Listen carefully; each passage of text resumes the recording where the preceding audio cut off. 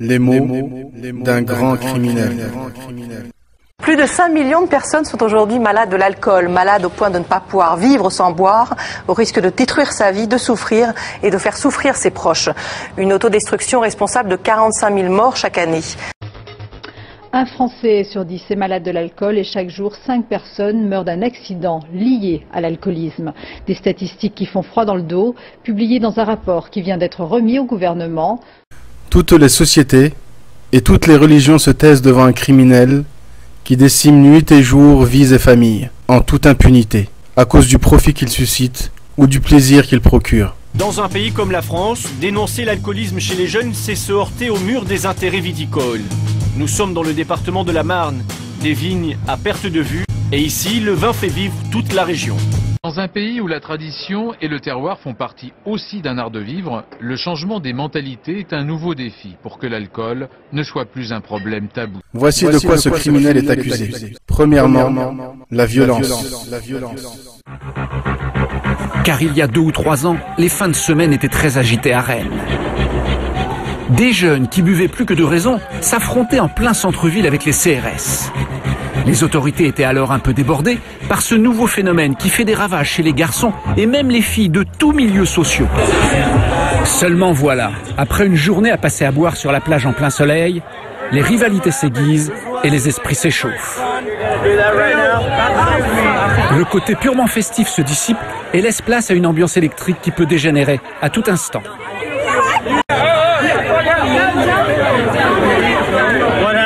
Alors, qu'est-ce qui s'est passé, mon gars? On était en train de se battre, mec.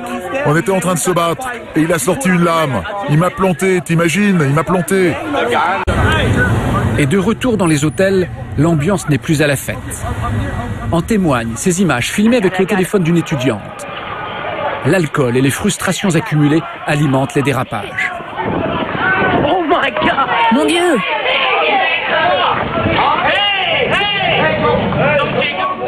Deuxièmement, adultère, viol et fornication. Le fait de venir ici en bus n'exclut pas tous les risques associés à l'alcool, surtout quand on est une fille. Aux États-Unis, 90% des agressions sexuelles sont liées à l'ébriété. Et pour une étudiante, le risque de se faire violer est multiplié par 4. Certaines filles marchent seules sur plusieurs kilomètres pour regagner leur hôtel, inconscientes des risques encourus. Cette nuit-là, c'est pourtant dans un hôtel qu'un drame s'est produit.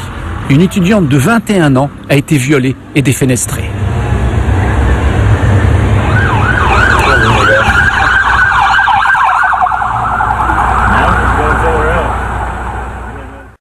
Cette jeune fille, ivre d'alcool, passe de bras en bras sans s'en rendre compte. Mais ici, ça ne choque personne.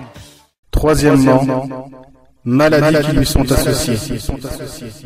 À long terme, la consommation chronique d'alcool dégrade la fonction de différents organes. C'est généralement le foie qui est le plus menacé puisque c'est cet organe qui est chargé d'éliminer l'alcool. Les cellules vont être endommagées, ce qui peut provoquer d'abord une cirrhose, puis un cancer du foie. Là, on voit un morceau du foie qui est abîmé. D'autres cancers risquent de se développer et ce tout au long du trajet de la boisson à travers l'organisme, de la langue jusqu'au rectum. L'alcool augmente aussi les risques de faire un infarctus, mais aussi des maladies du système nerveux, des troubles du comportement. Quatrièmement, le coma éthylique. Toute fête trop arrosée a son revers, et le plus souvent, elle prend une tournure moins drôle. Comme ici, aux urgences de l'hôpital de Rennes, qui voit déferler de plus en plus de jeunes en coma éthylique. Et ce phénomène gagne la France. Aujourd'hui, les hospitalisations pour coma éthylique ont augmenté de 50% en quelques années. Il était en 6e année de pharmacie, un séjour dans la station des Ors, plusieurs universités réunies, une grosse soirée, 10 jeunes dans un même appartement et le lendemain, en milieu de journée, un corps retrouvé sans vie. Dans l'appartement, on a découvert des stupéfiants sous forme de cannabis. On a également trouvé des mélanges d'alcool fait maison, avec notamment certains mélanges à base d'alcool à 90 degrés. En 2005, un élève de 19 ans, un centralien, meurt après un coma éthylique, 4 grammes d'alcool dans le sang. Avec sa tête de premier de la classe, ce garçon inaugure un triste record. En 20 secondes, il s'envoie une bouteille de vodka pure. Cela se passe dans les toilettes de son lycée. Il est filmé par ses amis avec leur téléphone portable, jusqu'au coma final dans la salle de classe. Cinquièmement, l'assassinat. 19h15 vendredi soir à Versailles en région parisienne, une conductrice perd le contrôle de son véhicule, percute un arbre, un bus et finit sa course sous cet abribus. Sur son passage, le véhicule écrase une poussette. À l'intérieur, le bébé de 13 mois décède sur le coup. La mère de l'enfant qui se trouvait dans l'abribus à côté de la poussette a été hospitalisée en état de choc pour des blessures légères. La conductrice a quant à elle été placée en garde à vue. Cette dernière conduisait en état d'ébriété, 1,54 g d'alcool par litre de sang. Elle devra répondre d'homicide involontaire et de conduite en état alcoolique. Pierre-Yves avait 27 ans. Il sortait de cette même boîte de nuit après une soirée très arrosée. Il titube, mais ses deux amis le laissent partir seul. Au bout du quai, il fait une chute et se noie 8 mètres plus bas dans les eaux glacées de la Loire. Des familles endeuillées par l'alcool, il y en a eu d'autres encore récemment. Nancy, septembre 2009, un drame fait la une de la presse. Un jeune homme est retrouvé noyé pendant un week-end d'intégration organisé par des étudiants en dentaire. Les analyses révèlent un fort taux d'alcool dans son sang.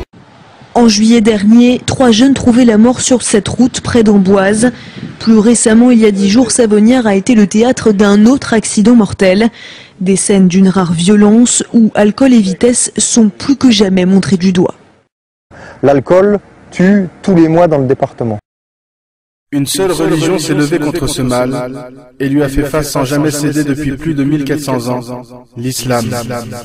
En effet, la parole de Dieu dans le Coran et la parole de son prophète Mohammed sallallahu alayhi wa sallam nous ont mis en garde contre ce criminel et nous ont exhortés à nous en éloigner. Allah dit: يسألونك عن الخمر والميسر قل فيهما إثم كبير ومنافع للناس وإثمهما أكبر من نفعهما. Puis il dit: يا أيها الذين آمنوا إنما الخمر والميسر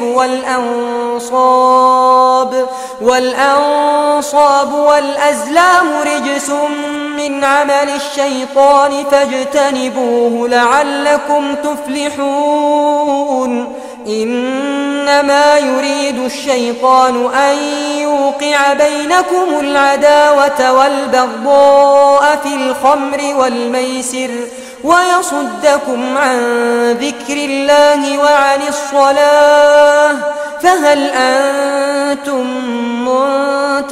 منتهون وأطيعوا الله وأطيعوا الرسول واحذروا. Le prophète Mohammed sallallahu alayhi wa sallam a dit: tout ce qui enivre est un vin et tout vin est interdit. Le prophète Mohammed sallallahu alayhi wa sallam a dit: l'alcool est la mère de tous les vices et c'est le vice le plus honteux. Le prophète sallallahu alayhi wa sallam a dit: tout ce qui peut intoxiquer en grande quantité est interdit en petite quantité. Il n'y a donc aucune excuse pour un petit verre. Anas radiyallahu anhu rapporte que le prophète Mohammed sallallahu alayhi wa sallam a dit: Allah a maudit 10 personnes qui traitent avec l'alcool.